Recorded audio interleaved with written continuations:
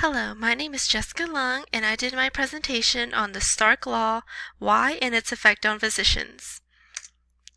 A healthcare professional's goal should always be to do what is best for the patient. It is believed that a health practitioner should make a referral when he thinks that it will be of benefit to the patient, and not when he wants to avoid the challenges of unraveling the patient's complex problems, or when he has personal benefits to be gained from making that referral.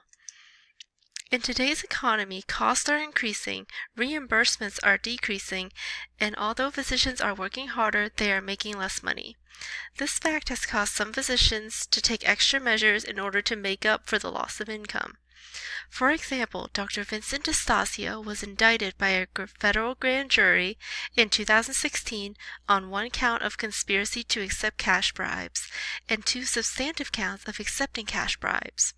DeStasio faces a maximum prison sentence of 5 years on each count in the indictment and a maximum fine equal to the greatest of $250,000. Medical referral is the act of sending a patient by one professional caregiver to another, who may be a specialist and therefore more knowledgeable in the diagnosing and further management of the patient. To battle the money gap mentioned earlier, physicians are seeking ways to enhance income. One temptation is referral arrangements, whereby a physician is paid or pays another physician for patient referrals. While this practice might be standard in other industries, it is considered illegal fee splitting in the healthcare industry. Such referral relationships are not only a breach of ethical and professional standards, but also a violation of federal and state laws. The Stark Law was created in order to resolve this issue.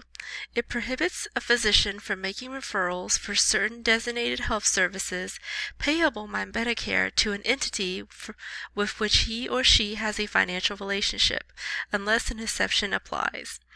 It also prohibits the entity from presenting or causing to be presented claims to Medicare, or billing another individual, entity, or third-party payer for those referred services.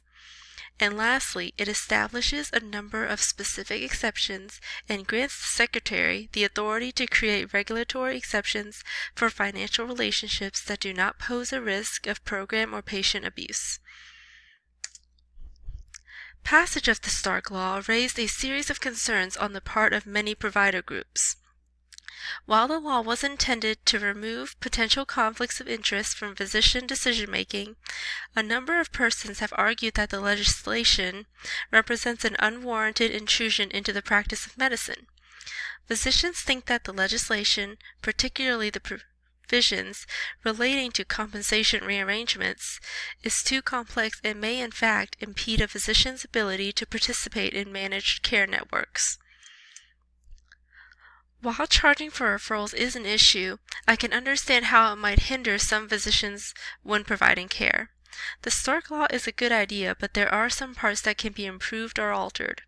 Overall, I think it is highly beneficial in helping to ensure that patients receive the quality of care they deserve, because as a health professional, it should be the patient that matters most. Thank you for listening. The end.